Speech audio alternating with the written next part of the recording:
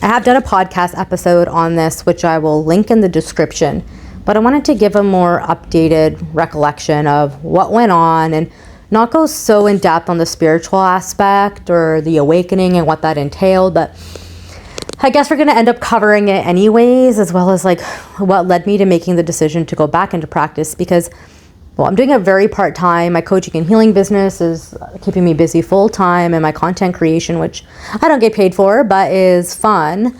And, just making that decision to change my mind again. And if you followed me for a while, you're a client, or maybe even if you're new, like one of the main things that I always tell people to do is be okay with change. And that's really hard on our nervous system, right? Because like we're used to predictability, we're used to control. We don't want to change our mind continuously because that gives us less stability, or perceivably less stability. So let's kind of just backtrack a little bit, give you like an educational background of myself, and work my way up to where we are now, which is January 2026. So I started my journey, of course, in 1991 when I was born. But my post-secondary journey in 2009 when I went to UBC. From high school, from like a young age, I knew I wanted to be a lawyer. It was something that I decided that I was going to embark on. I also knew that I wanted to do a dual degree, do my MBA and my JD, so my Master's in Business Administration and my Juris Doctorate. And there's only a few schools in Canada that had that program of doing the combination degree. And you also had to get accepted into both programs individually to even qualify to do the dual program. So I was going in with a very narrow view and scope of what I wanted my life to look like and what I wanted my career trajectory to look like. So in order to save time, I burned my way through UBC, didn't have the best grades, but got it done, was doing 2 summer semesters a year, so 4 semesters. Crazy, right? Still ended up graduating early, despite the hardships along the way, because I was like, I want to do this dual degree. I want to get my master's and then I want to get my law degree. And so just trying to think about what's the best option. All this to say is that I put a lot of effort, energy, investment of all sorts, as well as my parents, into getting me to where I am or was. I ended up doing my master's and my law degree in Australia. Because I graduated UBC early, I didn't want to wait to apply here. In Canada at least, or maybe even in the States, I was able to go to Australia right away without taking 9 months off. And I had the security and certainty of going because I got accepted for 2 or 3 weeks after I graduated my undergrad. So I was like, I'm out, and ended up doing my master's in business there and did my Juris Doctorate there. And at the end of the day, when you look back at your journey, it taking maybe a decade to get there, if not longer, it was not an easy feat. I came back here and qualified to practice law. Took me a long time to get articles, over a year and a half. It was notoriously one of the most difficult times to find articling in British Columbia. And I ended up taking a bridge job at the makeup store, if some of you have been around for a while, until I got an opportunity to article from someone that I knew in law school saying that we need someone to take over my position because I'm getting called. And then, worked my way through articling, which was really hard. PLTC, I was going through an awakening. I was going through a divorce. And my first divorce, if, you're new, I've now gone through my second. And just a lot of determination, perseverance, resilience on that journey.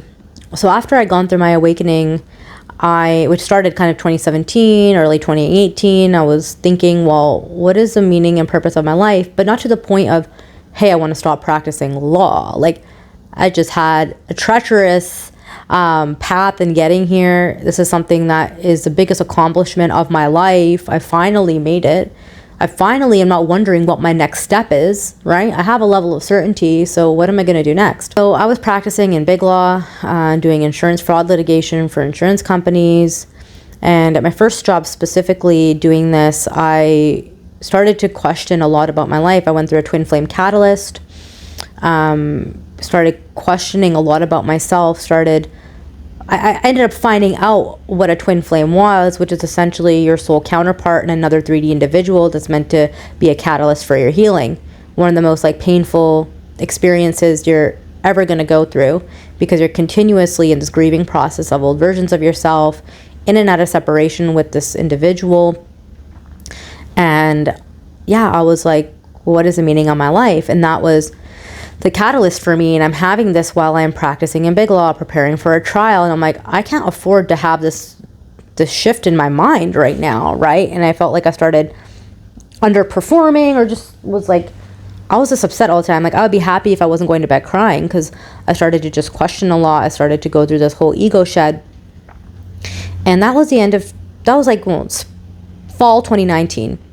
And so I'd already started my awakening process and journey like a few years prior, but it wasn't as intense as what this catalyst brought on. Even though I'd met my twin in 2018, 2019 was like the moment where I was like, oh fuck, like this is what this is. And kind of trying to like chase that clarity and confirmation for so many years about my identity and my purpose and what I meant to do and create and my passion. A few more years, I lived on that path of trying to figure out what I meant to do in the long term with my spiritual gifts and practicing law.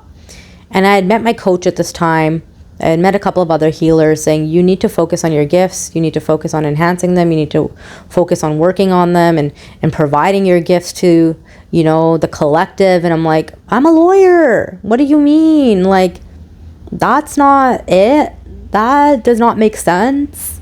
And for a lot of people, a lot of haters out there, just those that are curious, like, I've got a lot of hate, like, oh my God, you did this, now you did this. Like, people don't know how painful of a process this was for me to accept, because I asked those questions of myself too for a long time.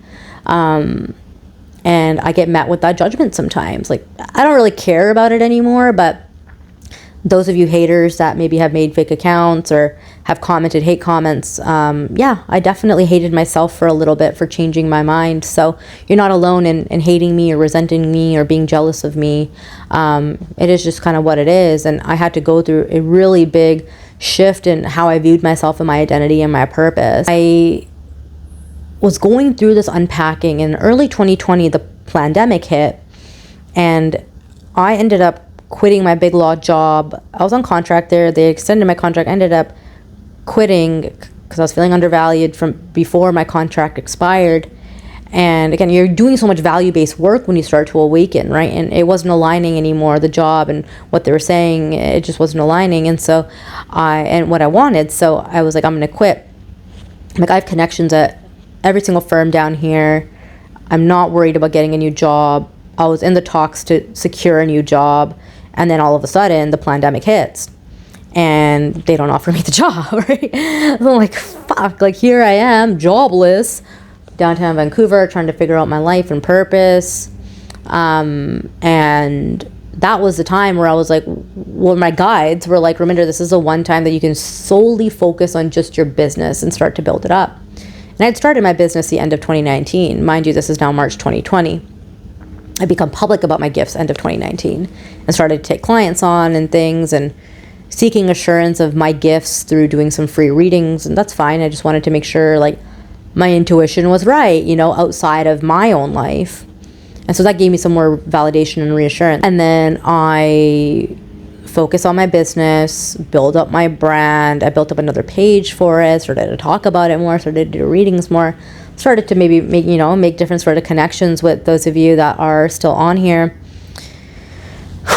And I was obviously still missing law. So I was, applying to jobs here or there, interviewing, ended up getting a job as a bridge between being back in a big firm environment. It allowed me to do some work that I was really good at and that was predictable for me in personal injury before a lot of the big ICBC changes. I eventually ended up switching to another big firm doing insurance work, and I'm still doing my awakening work, I'm still refining my awakening, my ascension, my gifts, working with clients throughout this whole process, but I wasn't doing it as seriously because I still had the job of I was still a lawyer, and for those few months I was only doing the healing work and the tarot work and all of that because I wasn't in law. And, I was doing some activism. So it was just a lot at the same time. And I'm like, what is my purpose here? What is my spiritual purpose? What am I meant to do? Who am I? You just go through this.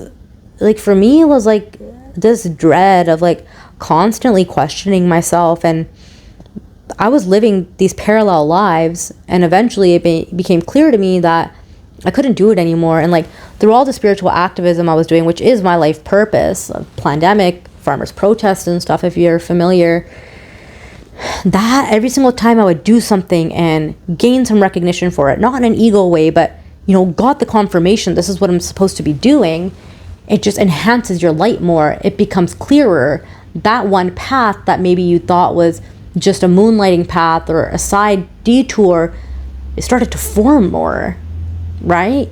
And I started to just question more of what I was doing, and I was, again, feeling undervalued where I was.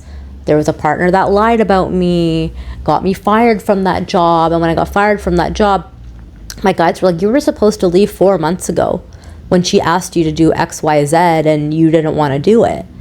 And I was like, fuck, yeah, I know I'm supposed to listen to you, but like, of course, at this point, it was debilitating for me to make these decisions. It gave me some good security at the time where I'm doing a lot of activism work, and I was heavily involved within the legal bar, their director roles, chair roles, volunteer positions. So it's like, I had a really good reputation. I mean, I think I still do, about what I brought into the legal profession at that time. And so like, it was a really big shift for me, and for me to fully consider leaving law also meant giving up my dream of becoming a judge.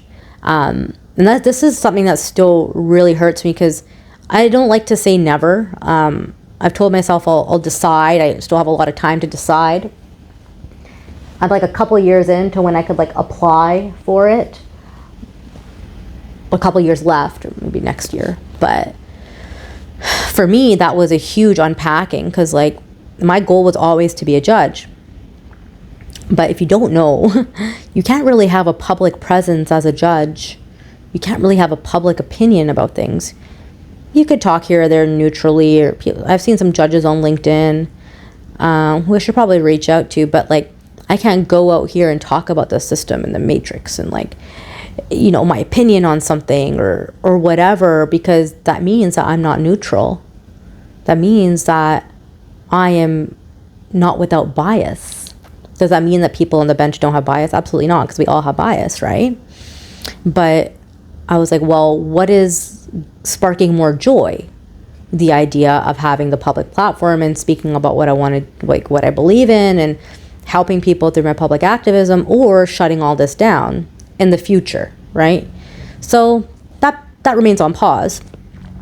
But there was a lot of questioning my decision and my goals and what I really want to achieve, and it makes me sad to think about that. But that's why, rather than saying I'll never do that, it's a pause, because I know where I could see myself in certain timelines, and at that point it was making the decision of where do I see myself right now, and what's going to work out for me right now. And after I got fired from that job, around that time, a week or two prior, I had a friend reach out saying, I'm starting this firm, join me. And I was like, I don't know, right? And it all just kind of coincided at the same time. And so I did that. I switched to part-time because I didn't need to be doing law full-time, especially if I'm making, my full billable hour.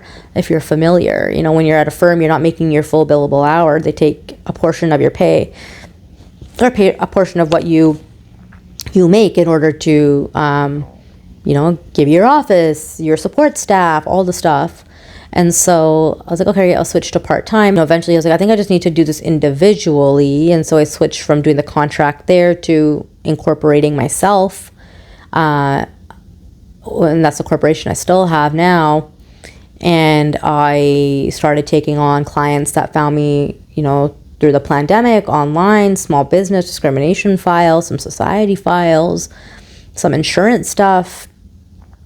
And yeah, it started to take off. But at the same time, I was grappling with a lot of things to do with the system. And I was trying to figure out, like, what is my end game here? But also, like, I have so much empathy for what people are going through, but it's also impacting my mental health. And, having worked for insurance companies, like, I didn't have to worry about getting paid, but working for a small business, I had to worry about getting paid. And that was like a whole new consideration for me. And if you don't know, like, if you don't have a trust account in law, you're usually not, like, can't take if you're not taking a retainer that's going in a trust account, you can only post bill. So I had no guarantee that these people were going to pay me at the end of the day. It's not like I had that issue often, but like, I'm like making a living and trying to figure out what to do, like not having that level of certainty because I didn't want to open a trust account was a little like, that's blind faith and trust in what you're doing. Actually put it completely on pause because it was really hard, being an empath and a healer, to hold space for individuals that were going through really, really big shifts and catalysts. Like I was going through a lot on my own and, through this whole process, and then holding that space for the collective online with human rights breaches going on, and then doing that with clients. Like I was overloaded, right? I was single, living alone, taking care of myself, and I'm like, it's just too much. And my guys are like, you just need to put your practice on pause. So that was in 2022 where I eventually decided to do that. It took me a while. It took me years to make that decision. And then I focused on my spiritual coaching and healing business full time. And, built up this brand. Had to have a lot of resilience. I wrote my book, went through a divorce, went through abuse, was going through a lot of ego shed. And people ask me like, well, oh yeah, like what made you change your mind to go back into practice? I mean, throughout those years, I was still getting messages from people like, are you practicing? Are you taking clients? And I wasn't. And I switched to non-practicing for the sole purpose of not taking clients on, because you can't charge clients if you're non-practicing. You could do pro bono work. And it's easier for you to say no, right? Because you're on the roll as non-practicing, not practicing, so you're not billing. People were still asking me, and I was like, no, or I'd refer them out. And then late last spring, I was like, I think I'm ready to do this. And it was a huge shift for me, but also like, because I follow my intuition and I'd been doing it for years to refine my life and decisions I was making, I was like, this is right. Like, I don't need to think about this for 2 years. Like, I'm just feeling guided to do this. And so now I do legal coaching and consulting. Very, very part-time on the side. Like my coaching and healing business, like I said, is my full-time, and my content creation. So like I give you opinions on, the potential outcomes or research of that, the steps to take. And if you feel you want to litigate something, or if you have to litigate something, which in some cases you do, like a divorce, then I refer you out, like where you have to file, right? You have to file for a divorce. You don't just get to mediate on that. You can mediate on the settlement and negotiate, but the papers have to go through, and I don't really do that work anymore, to maintain, the integrity of my coaching business, as well as what, the time and space I'm giving to my legal clients. So I decided to do that. Went back to practice June of 2025. I'd still been incorporated and filing my annual reports for my other company. Yeah, so now I do that. And it was just interesting for me to make that decision to go back. And I feel like for those few years I wasn't practicing or hadn't considered it, was divinely guided and purposeful for me, because there was so much other stuff going on in my life that, had I been also practicing, or had I decided to go back to a firm, for example, I would be distracted from, the purpose and stuff that was coming at me to discern and learn from, the abuse and all of that. Maybe I would have put a Band-Aid over some of what was happening, or a blanket over what was happening, and just kind of sucked it up. So I feel like it was really divinely guided at that time. This came with a huge identity crisis, and I teach identity different now. As a healer and a coach and someone that does human design, identity is not a label. Identity is not, I am a lawyer. And I had to unlearn that about myself, because our identity is the purpose in how we act. It's how we present ourselves. It's allowing an evolution of who we are that's not based on these titles. It's not based on you being a parent, you being a spouse, you being a partner, you being a sibling, you being, a child, you being whatever it is that you do in work. And we get so hooked on, what does identity need to look like? Who am I? Who are you outside of those titles? That's where you really start to see, who am I? How do I bring the most light? And the more I started to ask myself and question that, the more I saw that the conventional way just wasn't the way. How can I be talking so much about unpacking the matrix and system and write a book on it, but still be a cog in the wheel? It just wasn't congruent, right? Because you start to see the system differently. You start to see it morph differently. You start to see the hindrances differently. You start to see the biases that play out. You start to see that when you value yourself, places that are out of alignment or that are based on colonial programming are not going to be there to maximize your growth sometimes. Sometimes they will. right? So this isn't a deterrent. This isn't to tell you that you shouldn't do what you feel you need to do, or that you should leave where you are in the system. Like, I had a very specific purpose. So when people come to me and they're questioning things, I'm like, you don't need to worry so much about the long end game, right? Like, I work with a lot of professionals in my coaching, all different backgrounds: lawyers, doctors, teachers, executives, actors, actresses, nurses, people that are still in school, everything in between. I'm like, the purpose isn't for you to question engineers, right? Like, question, and we all have logical minds when we've gone to school for that long. We want to know, right? Cause and effect. We want to know the outcome. But when you start to unpack your process, your purpose, from the lens of how do I come internal, you're going to start to see how maybe you've made decisions based on ego. And like, my purpose here on earth is to do the work that I'm doing right now. And a lot of people get scared to start, to question their life, because they're like, what does that mean? Where is that going to go? What is this going to do? Like, blah, blah, blah, blah, blah.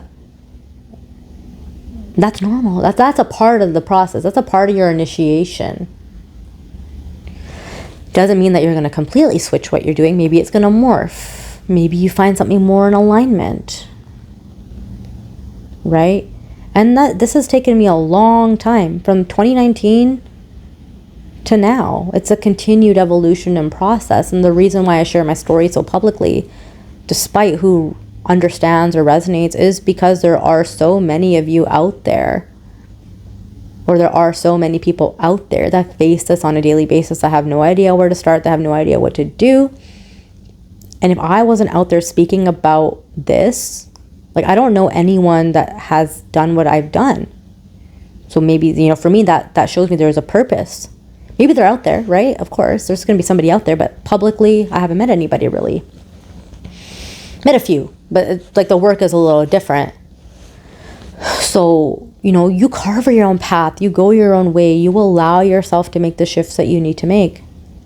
It doesn't negate what you do. It doesn't negate the efforts you put in, right? Like, having the courage, the bravery, the trust, the faith to change your mind is going to be one of the most important things that you do.